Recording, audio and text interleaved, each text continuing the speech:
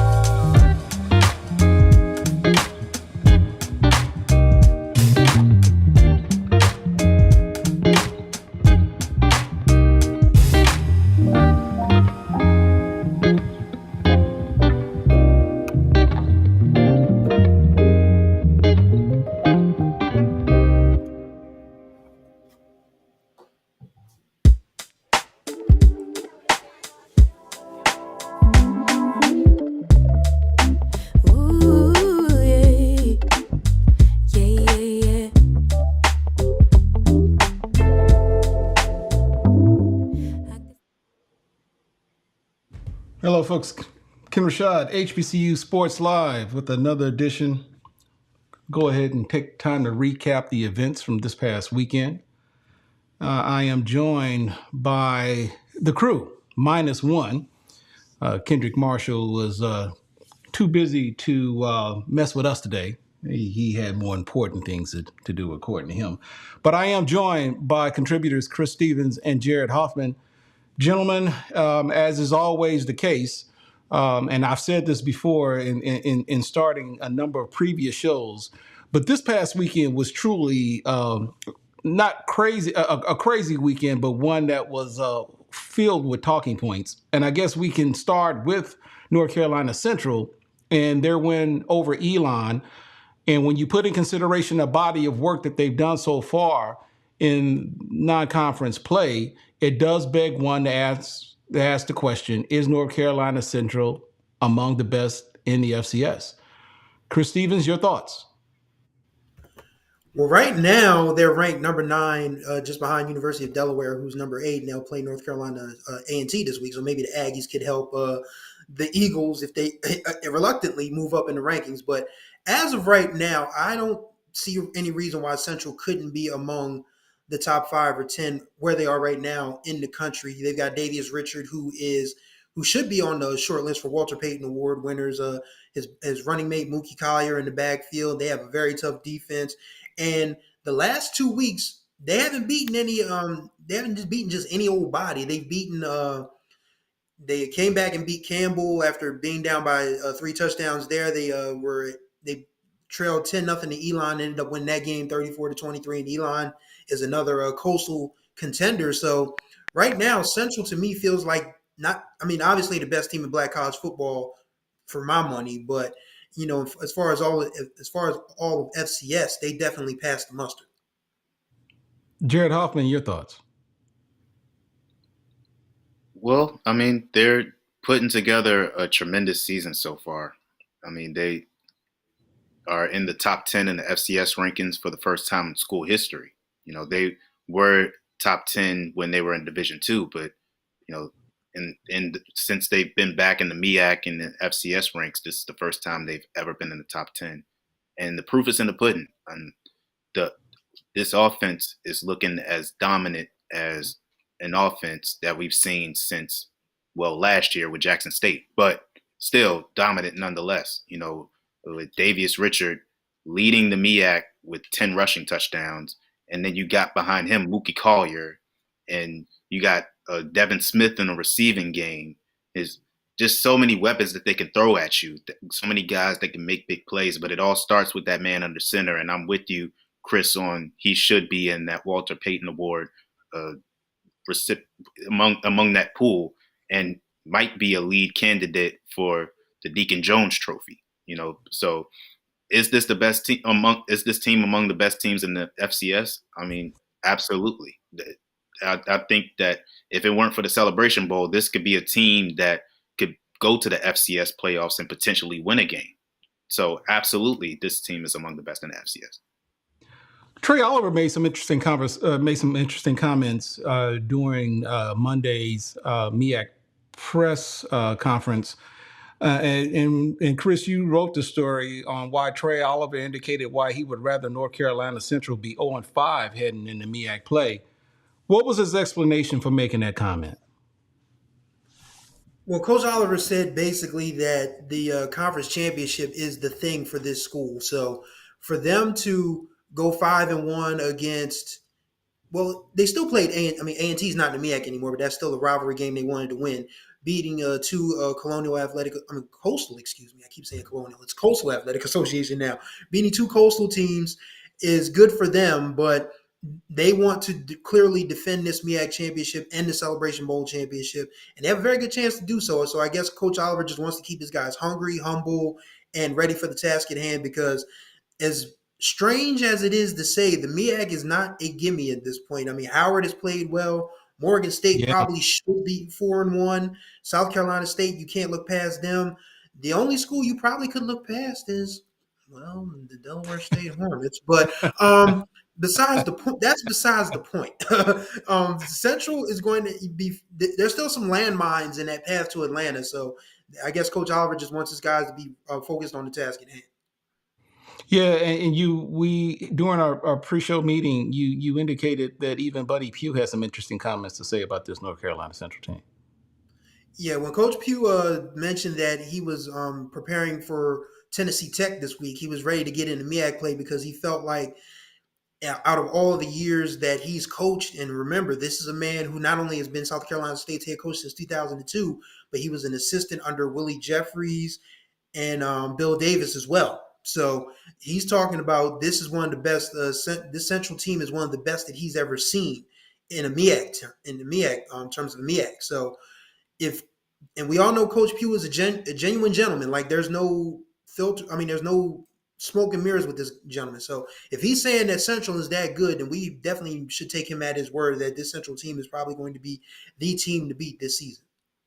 Speaking of, you mentioned Howard and the fact that while while all of the talk may very well be centered around North Carolina Central and the type of season that they've got so far, there are some pretty interesting dynamics that could potentially happen during the course of conference play, especially with the way we saw Howard almost come from behind the rally against a Northwestern team from Northwestern. Now, folks know we're talking about the Northwestern in Evanston, not the Northwestern State in Louisiana.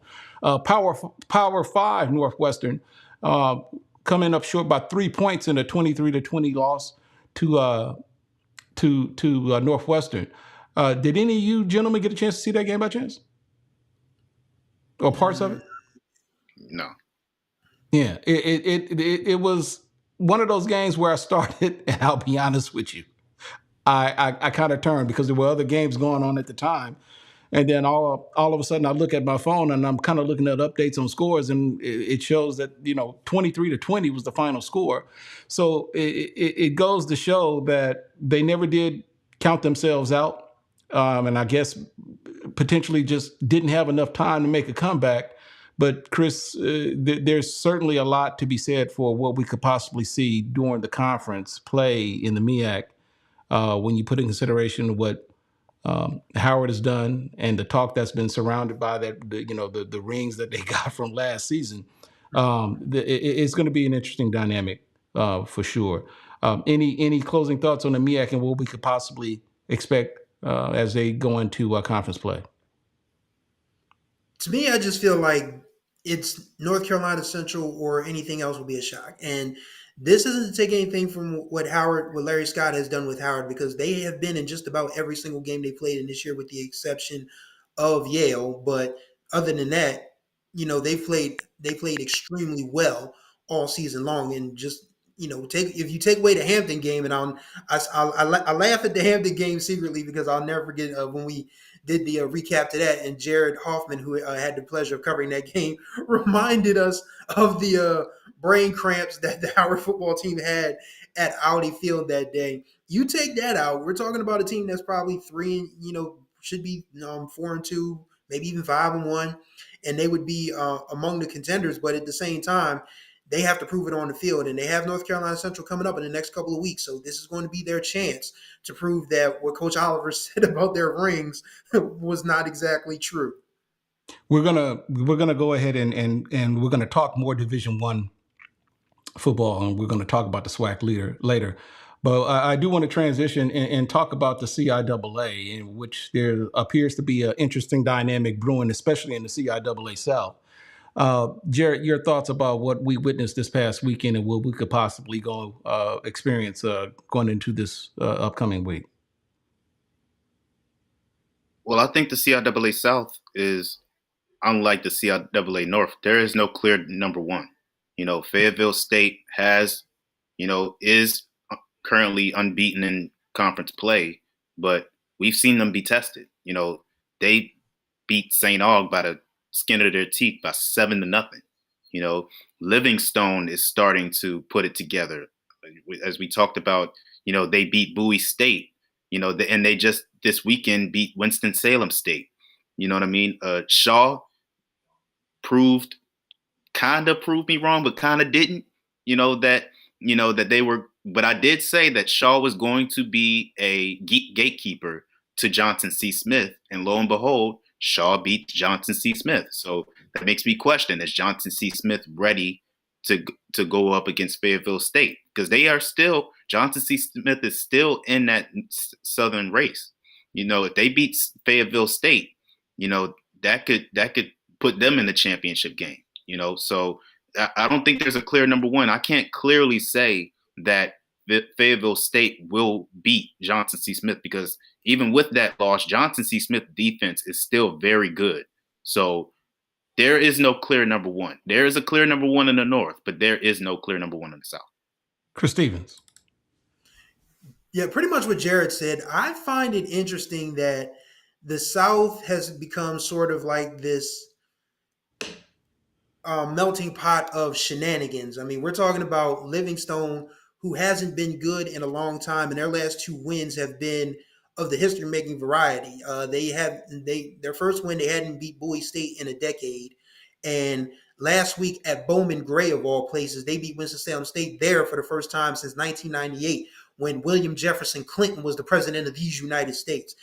And of course, this is around the time that he was facing impeachment. So when you're talking about history-making events, when you're winning football games, it makes people sit up and take notice. And this Livingstone team is led, of course, by former NFL defensive lineman Sean Gilbert. You may remember him, the earthquake dance gentleman. And right now, as Jarrett said, Fayetteville State had a time with St. Augustine's, who has not won a game this year. And they won that game 7-0. And of course, who plays each other this week? Livingstone goes to Fayetteville State. So we're going to find out, much like Jarrett said about Johnson C. Smith at Shaw, we're going to find out if Livingstone is legit this year, or if Fayetteville State can kind of give themselves a little bit of breathing room at the top of the South. We talk quite a bit about the South, but are we absolutely sure that the CIAA North is pretty much a done deal? Are we really certain about that? Yes. Yeah. You guys are cold-blooded. Didn't mean to, but yes. Well, let me say this: we will know by the final week of the season between Virginia Union and Virginia State. Right. Virginia Union. Jada Byers pretty comfortably came back and showed that injury wasn't nothing. It was just a little something just to get by, and he's already back. And even with Jada Byers back, he still has Curtis Allen in the backfield with him, who was another backfield threat. Virginia State, I was there. They beat up on them Bulldogs like they have not done in a long time, and they did it without their leading rusher, Upton Bailey, who is still out due to injury. He's been out for the past couple of games, and they have a guy in Kemo Clark who rushes for 244 yards. I'd be hard pressed to believe that he won't continue to be on a warpath and potentially make it interesting for that CIAA Offensive Player of the Year race. So I don't want to say that it's going to be clear that Virginia State gets it. I think it's definitely a two-man race though between Virginia State and Virginia Union. But if you were to ask me who I would pick between those two teams, I would say Virginia State, because they are playing more confident than any team in the CIAA right now. They on defense, they're getting the opposing offense off the field in a timely fashion. They're winning the battle of the line of scrimmage, and on offense, they have playmakers from top to bottom. I don't think. I mean, they had a rough start to the Bowie game. They gave up the opening kickoff return for a touchdown, and then they threw an interception on their opening possession on offense. So they made some mistakes against Bowie, but they never panicked. There was never any sign that they were losing confidence at all. They just kept going with the game plan, and that's what champions do. They make mistakes, but they don't harp on it. They don't let it affect their game plan. They kept going with their game plan, and they were confident until the end. And I think that is going to take them past the CIAA North and potentially will win. No, not potentially. They will win the CIAA. Well, still a lot of football to be played. And I'm guessing anyone who's possibly still in contention for the CIAA North is going to probably take issue with what Jared said. But hey, that's what we're here for, right? Let's transition to the SIAC, in which we kind of started off the season thinking that Benedict would be world beaters, and while they've still been able to overcome the challenges that they face, it does lead one to ask the question if Benedict is vulnerable in the SIAC. Jared, I'll start with you. What are your thoughts about this Benedict team that we've seen up to this point? Well, they had their first test of the season so far, and I even though they shut out Edward Waters, they still had to battle a little bit in the beginning in that Edward Waters game, but it was still a breeze the rest of the way. This was their first legitimate test, and it proved that they, like I said about Virginia State, that they have the heart of a champion. You know, they on that defense is loaded with defensive talent. Lubert Danellis went down with an injury, and it it it was like they didn't miss a beat. They still had guys making plays on the defensive end. They got an offense filled with playmakers, Aeneas Dennis and Noah Zaire Scotland. They have DeAndre Duhart. You know, they have a lot of talent, and they got past a Miles team who is nothing to scoff at. That is a team that beat Alabama State legitimately and gave UAPB a tough test. And they were handily beating their SIAC competition. So that is not just any win to scoff at for Benedict, or to say that, you know, them having trouble against Miles was an indication that they are not the team that we think they are. No, they are, but Miles is too. And they're going up against a Fort Valley State team this Thursday who is that good also and will provide a test on the same level that Miles provided them. So are they vulnerable? Slightly. Do I think they're going to lose? It's a chance, but I wouldn't bet on it. You know, so I'll ask you guys this question that was asked of Willie Simmons earlier today, and I thought it was a great question, and I think it's probably one of a question that would probably apply to Benedict, in which last year I think it was safe to say Benedict was somewhat of a surprise, but in which they were hunters. And now when you look at what they've been able to do all of last year and what they are coming into the season, the question was asked, are they the hunted? Are they the hunted? And what does it feel like to be the hunted? So Chris, what are your thoughts about this Benedict team with respect to what you think they could possibly face the rest of the way now that we're in midseason form? What I saw on Saturday, like Jared said, was a team with absolute guts, because not only did they hold off a Miles challenge, they held off a Miles rally, because they were up. Benedict was up 21-3 at halftime, and Sam Shade switched quarterbacks, went with a young man named Cameron Ivory, who was a little more quicker, a little more mobile. He completed 10 of 13 passes for 164 yards, 2 touchdowns, and gave Miles the lead on a QB keeper, a little Mike Vick action around to the left side. So dealing with a quarterback change in game and being able to have that final drive, have that will of a champion to just put it in the hands of your quarterback, your transfer quarterback, mind you. Aeneas Dennis is a new guy this year. So being able to put him in that frame of mind to say, okay, we know you're new to this program, but we know you're not new to the big moment. Here's the ball. Go win the game for us. And he's found his primary receiving weapon in Nicholas Soul, a 6'5", 200-pound redshirt sophomore. He had one of the best catches of the year that nobody really is going to pay attention to unless they go back and watch the game. He had this catch where Dennis threw the ball and it just like died on him, but Soul caught it at his shoe tops, brought it in, and again 6'5", 200 pounds, mind you, zips around the right end, beats every DB to the end zone for a 73-yard touchdown. And this was in the first half, and then he came up with a couple big catches on that last drive where Zaire Scotland finished off a 3-touchdown day with the winner. So this Benedict team, like Jared said, yeah, because I posed the question because I wanted to get everybody's opinion on it. I was wondering, is Benedict vulnerable? And granted, this is going to be a big one everyone is looking forward to this Thursday on ESPN2, mind you, that they'll be facing Fort Valley State. And Fort Valley State has averaged 37.6 points per game, and they have looked very good since losing to Tuskegee and the Red Tails. And they didn't lose to Tuskegee and the Red Tails by a lot. So this game is probably going to be another one of those ones that we can look at and say, hey, we'd like to see that run them, like for them to run that back in Atlanta for the conference championship game. I know it's a little early, but what do you say to the possibility of Benedict and Fort Valley? Do you see any of those teams, depending on how this season plays out?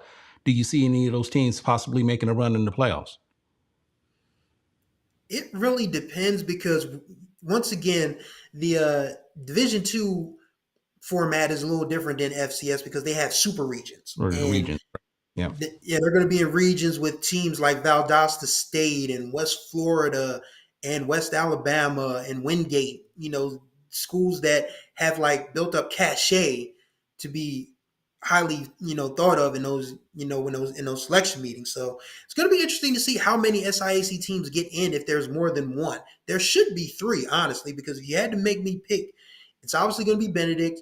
You can pick between Miles and Tuskegee and Fort Valley. And if Albany State finishes strong, they could have a strong case because Albany State's only two losses are to Wingate and Valdosta State up to this point. So the SIAC is really making a name for itself. It's really just up to the committee to give these kids credit for the style of ball that they're playing. Jerry, can you see the SIAC getting at least with 3 or 4 teams deep in the playoffs? I would not be surprised. The thing that'll be interesting to me is who makes it to the conference championship game. Because remember, Allen is still in the running. Yeah. And if they get a couple of wins down the stretch, I'm foggy on what their remaining schedule is, but I know that they play 1 or 2 teams who are still undefeated. And I definitely think they play Albany State going down the stretch. So yeah, they still get a win over. Yeah, they still have Albany State, Miles, Edward Waters, and they play at Benedict on the 4th. So yeah. So if they get wins over Albany State and Miles, that will make things very interesting, especially considering Fort Valley State is still in the running. So if Fort Valley State potentially beats Benedict, that could make things very interesting. I definitely say that they deserve 3 teams. Will they get 3 teams? I wouldn't count on that. Yeah. So we're going to transition back to the SWAC. And the question that I think a lot of folks have been pondering, and I'm one of them, is Florida A&M and the season that they've had up to this point.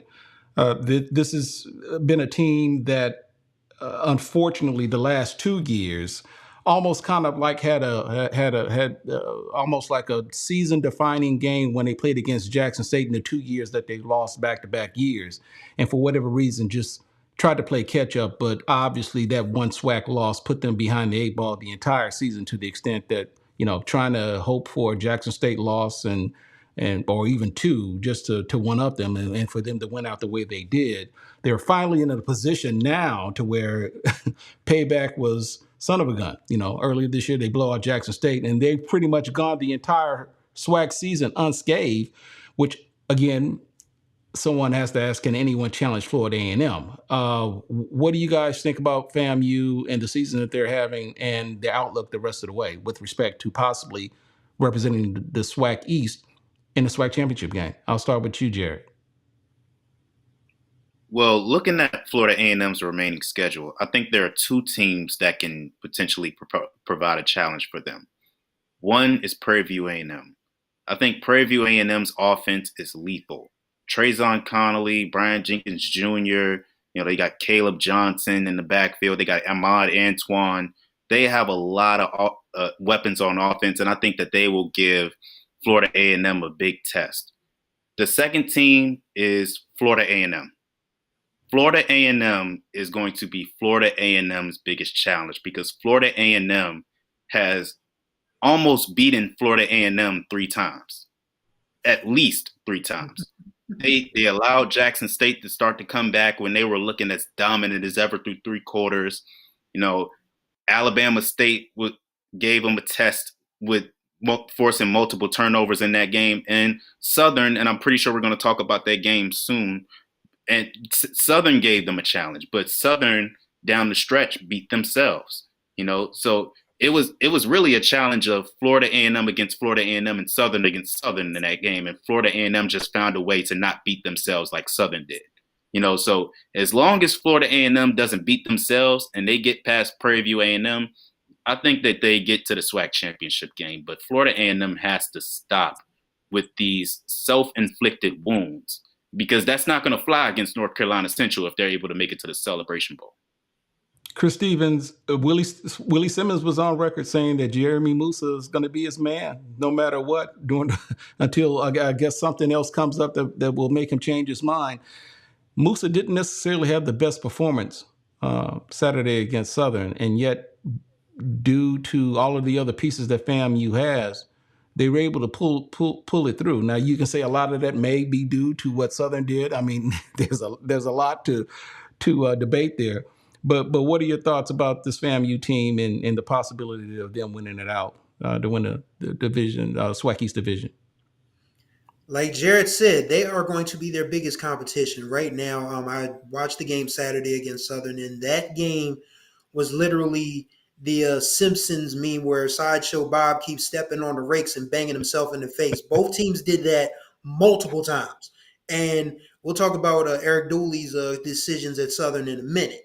But I just don't see FAMU beating themselves to the point where they miss out on the Celebration Bowl this year. Like this team, and Jeremy Musa, once again, under fire, still threw for 325 yards, still threw the winning touchdown pass. The interception that was credited to Southern wasn't his pass. It was a ridiculous halfback pass that Willie Simmons probably needs to talk to his offensive coordinator about, because that was probably the dumbest play of the weekend, quite frankly. Like you're driving and your quarterback is leading the charge, and you decide, oh, let's get cute and throw a halfback pass, and it's like, no, don't do that again. But yeah, I feel like Florida A&M just has too much talent, too much potential, too much riding on this year, because if they lose out on the Celebration Bowl again this year, it's going to be a long climb back, because I can guarantee that Hugh Jackson's going to get more of his kind of kids at Grambling. Bubba McDowell is going to keep getting good kids at Prairie View.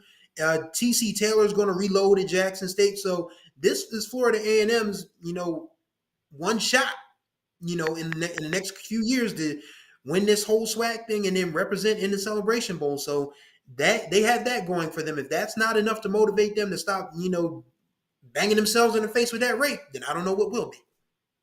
Well, if what we've seen up to this point is any indication, like I said, they still have a game against Prairie View. That could be a challenge. Alabama A&M, okay, maybe not so much. Any chance whatsoever, Bethune-Cookman presents a challenge at the end of the year. And the only reason why I ask this is because there was that streak Bethune-Cookman had. No matter how bad or how good the team was, they always found a way to nip FAMU in the butt. And I say that because of the game that we saw Bethune-Cookman play against Jackson State a couple of weeks ago. And while, they lost, but they were pretty competitive for a good portion of that game until things just kind of got out of hand. What are your thoughts about Bethune-Cookman with respect to the possibility of upending FAMU? Anyone? Rivals make. Go ahead, Chris. Go ahead, Chris. Rivals make for some very interesting, enemies, and from a standpoint of there's just literally like right now, as I'm eyeing the television, my Philadelphia Phillies are giving the Atlanta Braves fits in the NLDS. So, and the Braves won 104 games this year, and they might be on their way out by the close of business Wednesday. So, Florida A&M can go into the Florida Classic 9-1, and here comes Bethune-Cookman, fresh from the Ed Reed mess, and Raymond Woody, a former Wildcat, knows what this game is about. So he's going to have his guys charged up and ready regardless of what their record is. Does Bethune-Cookman pull off that upset? I don't think so, but they're not going to make it easy. Yeah. It's just going to be something that, Willie Simmons is going to have to remind his guys that this is it. We don't have – this is our last road to bear before the SWAC championship game. Let's not screw this up. And then, of course – and I'll just add something real quick. Real quick. Yeah. The only thing I'll say is Marcus Riley, Florida A&M receiver, transfer from Bethune-Cookman. He said preseason that he was motivated to play in the Florida Classic to get back at Bethune-Cookman. Do with that what you will. Just do with that what you will. That's all I'll say. All right. Well, we'll end that on that nugget. We can't end the show, and this will be the last thing. I know we're gonna brother getting hungry. We can't end the show without talking about the Wild Wild West. And the four-way tie. There literally is a logjam. Nobody wants to win the SWAC West, for what it appears. There appears to be no front runner. So we've got a four-way tie in the SWAC West. We've got Grambling that took a loss against Alcorn State. That was a big win for Alcorn because I think it's safe to say Alcorn already has that one loss to, who did they lose to? They lost to PV? Yes. No, it's PV. That would have probably taken them out of contention had they lost that game. You got Southern that lost to FAMU.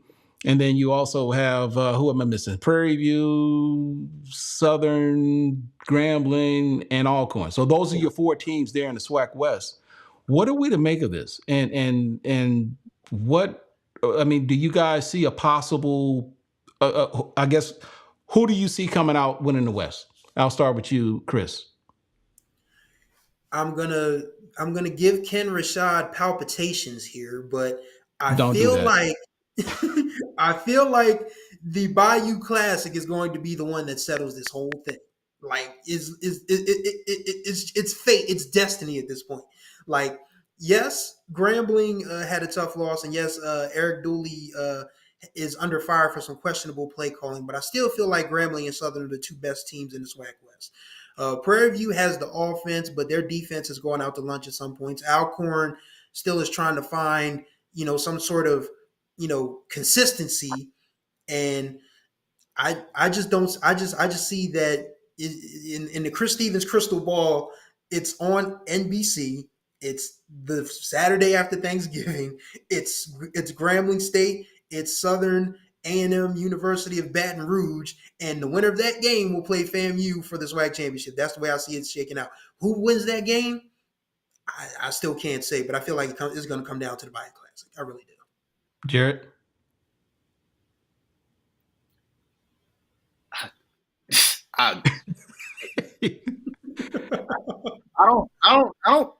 I'm no expert. I'm not an expert. I'm not. I can't give you like this. But you play one on the internet, right? Yeah.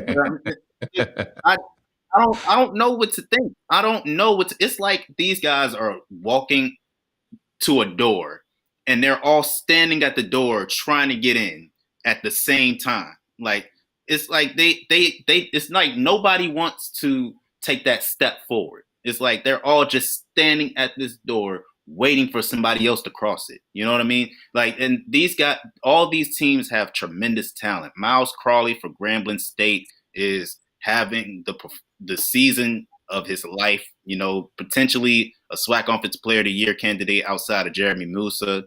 Aaron Allen is starting to come on for Alcorn State, although one has to wonder when Jarvin Howard is going to break out and finally have that big game after, his tremendous season last year.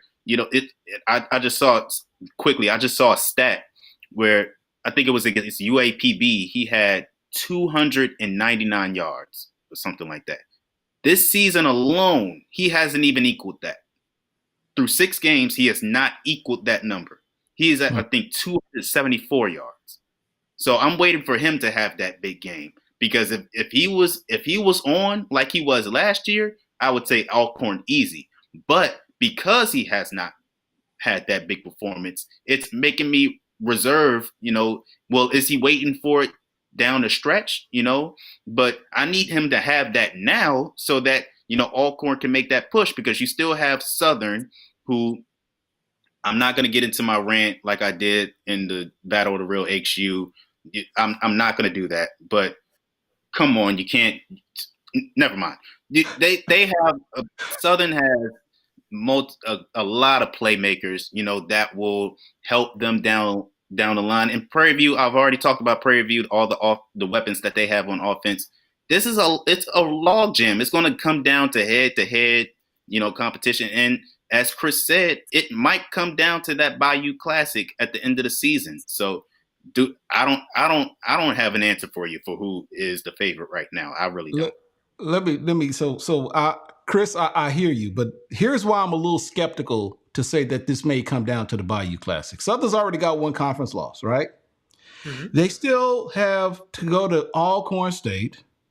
Now, granted, Texas Southern, I don't know. There's a part of me that says, and look, and ask any Southern folk, any of the Southern folks, I've heard this all the time. For whatever reason, whenever we play Texas Southern, they always play us hard. Well, they get Texas Southern in Baton Rouge. They still have to go to Alcorn. Alcorn can't lose another game. That becomes a de facto playoff game, if you will. They still have Prairie View, and they got Grambling in the Bayou Classic. So I guess if you look at the remaining schedules, from what I recall, I think Southern's probably got the toughest road to go if indeed they want to come out, making everyone who named them preseason SWAC division, possibly the representatives for the Western Division in the SWAC championship game. That's pretty difficult. So I'm not saying that it's impossible, but that's a pretty difficult schedule. What are you all's thoughts about Alcorn and the fact that they were able to get that win on Saturday and the road that they have to go? Now, granted, it was kind of a do or die situation, but do you see them possibly? Is Alcorn State, can Fred McNair pull a rabbit out of his hat and prove everyone wrong and win out and win the West? I think so. They've already. Sorry, Ken. They've already got one over Grambling, so that helps. That helps their case for sure. And like you said, Southern has to go to Lorman, and anybody that's taken that trip before knows that those folks are down there in Lorman. They love their Braves, and they're going to show up. And that's one of the best home field advantages, not just in the SWAC, but in Black college football. Period. So this right is now, Alcorn's remaining schedule. Yeah, they just have to stay upright the next 2 weeks because they have Pine Bluff and Mississippi Valley State. Then there's Southern. Then there's Texas Southern to close out the division schedule. So what? I take that back. Maybe Alcorn has the toughest road to go. I said Southern, but Alcorn's got Southern. No, they got the easiest. I was about to say that. You think Alcorn is going to beat Jackson State?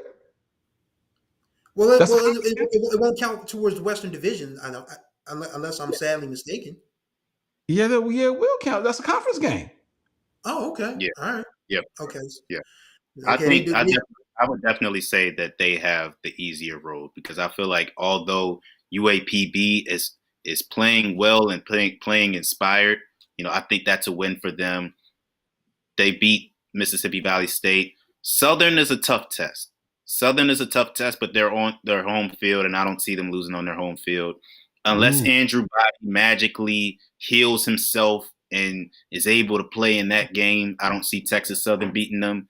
And I don't think it's going to be easy beating Jackson State, especially in the vet. But if any team I am confident about going in there and getting the win, it would be Alcorn State. So if you ask, okay. I'm not saying that they will win. Not saying they will win, but I wouldn't be reserved in saying that they could win. Okay, I'm taking a look now at Prairie View's remaining schedule, and they got non-conference against Houston Christian. They got at FAMU, they host UAPB, they go to Southern, and they've got Alabama State. That's the toughest. That's the toughest. Florida A&M, at Southern, and then Alabama State. Those are 3 tough games. I think Florida. I said that they could beat Florida A&M's last test, but I'd have Florida A&M favored in that game. I don't know if they go into Southern and beat Southern. And like I said, Alabama State's defense is tough, and they will provide a huge test for them. So I think that might be the toughest road, even though not to minimize Southern's road. Right. And then you look at Grambling's remaining schedule. They've got Alabama A&M. That's this weekend for homecoming. They host Bethune-Cookman, Alabama State in Mobile, UAPB. That's a Friday night game, and in Pine Bluff, and then of course they in New Orleans, Bayou Classic. They've beat PV. They've taken a loss at Alcorn, and needless to say, they need some help because they hold the tiebreaker over PV. The Alcorn has the tiebreaker over them, provided how this all pans out. But mediocre schedule, any challenges there based upon what you guys have seen up to this point? Yeah, it's about middle of the pack. It's about middle of the pack. I think Alabama A&M's defense is pretty solid, and they make it tough on the line of scrimmage on that defensive end. So I think they'll give them a test. I think they do win that game though. Bethune-Cookman gave Jackson State a test, but I'd give Grambling State the edge in that one. Alabama State, that defense is tough. I think Miles Crawley would have to be sharp in that one for them to get that win. And then the Bayou Classic is always tough, especially when both teams are actually good enough to win the conference.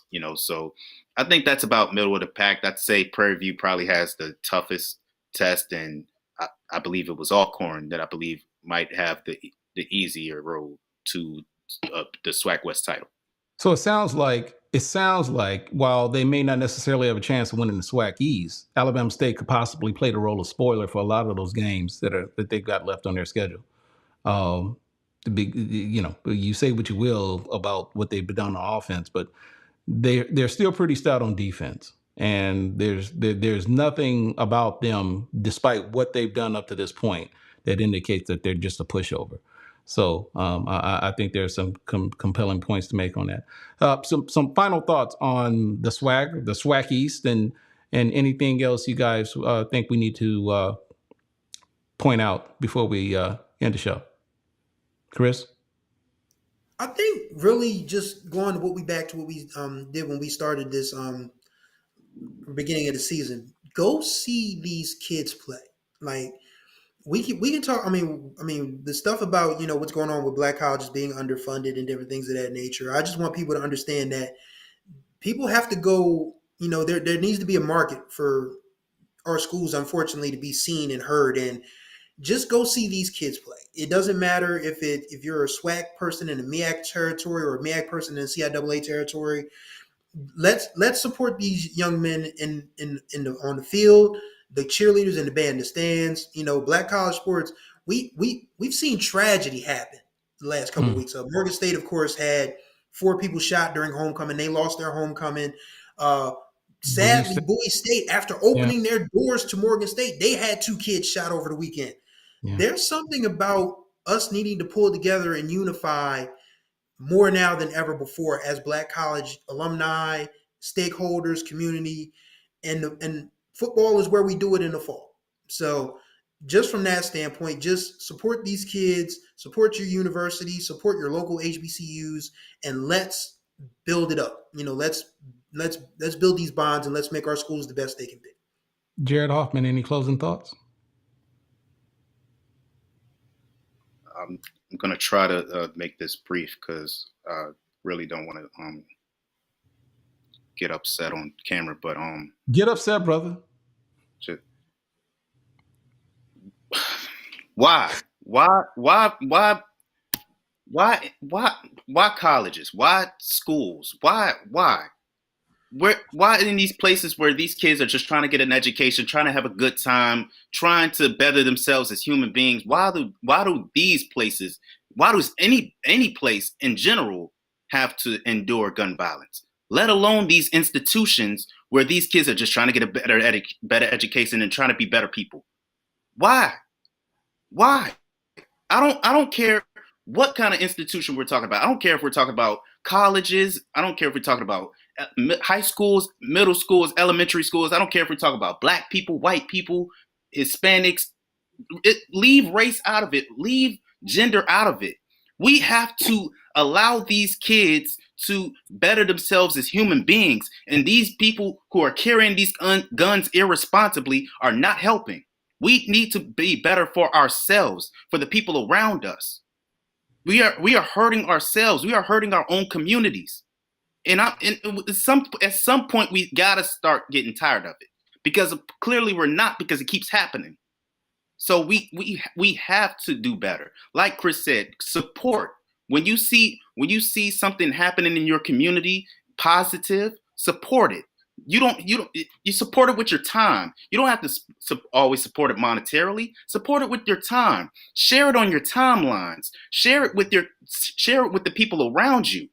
When you see a black-owned business and you see somebody with some ambition who is trying to make it out of these tough situations that they feel like they are stuck in, support them. But we gotta stop with all of this unnecessary violence, because because at some point somebody is going to lose their life, and that is lost potential of someone who could have been a great doctor, could have been a great teacher, could have been a great athlete. We're stopping someone from potentially being the best possible man or woman that they can be. So please, please, let our young men and women live their lives to the best of their ability and stop getting in our own way, because I'm getting so tired of every single time a shooting happens anywhere, we post RIP on our timelines and we move on like it never happened. So many men and women who have lost their lives due to police, or because of the negligent doctors, or because someone in the neighborhood that they had problems with couldn't just solve the problems by just talking it out, or at least just fighting and shaking hands and going on with their lives. They have to pick up guns and shoot them. We need to find better ways to be productive as human beings, because we are losing our great youth as a result of senseless violence. Brother, you've taken the words out of my mouth, and I'll just add to that, in that this is a topic that at some point we're going to have to address directly. I'm telling you now, we're going to have a conversation on this very topic, because I've had some thoughts, and I've actually made some comments on social media as to what I believe could possibly be a possible solution. I believe these kids have more power than they realize. And I'm not necessarily talking at the college level. I'm talking about the high school level as well. I think that the one thing that I think is safe to say, whether you're black, white, Democrat, Republican, independent, whatever the case may be, we all love sports.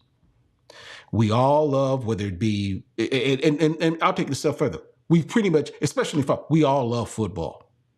And whether you are just an everyday person who works your 9 to 5 and who wants to come home and on the weekend enjoy a good high school or college or even a professional game on Sunday, or if you are a state legislator or legislator who takes a private plane or a private jet to that particular stadium of their particular alma mater, that Power 5 school, where they've got a private suite where they want to either go Roll Tide or go whatever the team may be. I mean this. Let somebody say, you know what? We're not going to play Friday, or I'm not going to play Saturday if the state or the state that I play in doesn't do anything about reasonable gun laws. Let somebody say, you know what, we'll just take the loss. We'll take the L. We're not playing. We're protesting. And the thing is, we've seen this happen before. It wasn't related to gun laws, but remember those players at the University of Missouri. Remember when they said, you know what, I think they were playing, we're not going to play this game at BYU if the president doesn't resign. We're not going to practice. They didn't come to practice. And I think it may have been in the span of 2 days, the president said, okay, I resign. Because had they not played that game at BYU, they were going to possibly forfeit millions of dollars. And they couldn't have that. You couldn't have the Missouri Tigers not going to get that football, play that football, and mess up somebody's weekend. And the player said, we're not playing. And if we lose, if we have to take the L, we'll take the L. And if you're going to lose that money, you just lose the money. They were willing to make a sacrifice. It's that type of action that will get the attention of individuals, the adults, and to the extent to where, because I think basically what it is that I think a lot of these individuals in positions of power, they don't take the voices of these high schoolers and college student athletes seriously. I really do believe that. You know, we've seen instances where in high school where in the aftermath of a high school shootings, we'll have students that'll go out and they'll protest, in the middle of the day, protesting. They'll just leave class and, they'll say, we need to bring an end to gun violence. We need decent legislative laws to reduce, for gun control. And I honestly believe that the adults, they'll say, okay, well, that's nice. Okay, but now you need to go back to class because it doesn't impact anybody's money. It doesn't impact anybody's pocket. But you let somebody tell you, we're not playing football this weekend. I don't care if y'all get mad. I don't care if you strip me of my scholarship. I'll just go someplace else. I'm not playing if you don't do anything about these gun laws. And I guarantee you that'll get somebody's attention. Folks, we're going to end it here. I do ask for those of you who are watching us live stream, please hit the like button. And if you would also, if you're new to the channel, subscribe and be notified of new content when it's published on this channel. I'm Kenn Rashad. The guy in the middle is Chris Stevens. The guy on the far right is Jarrett Hoffman. Thank you all for joining us. We'll see you guys next time. God bless you.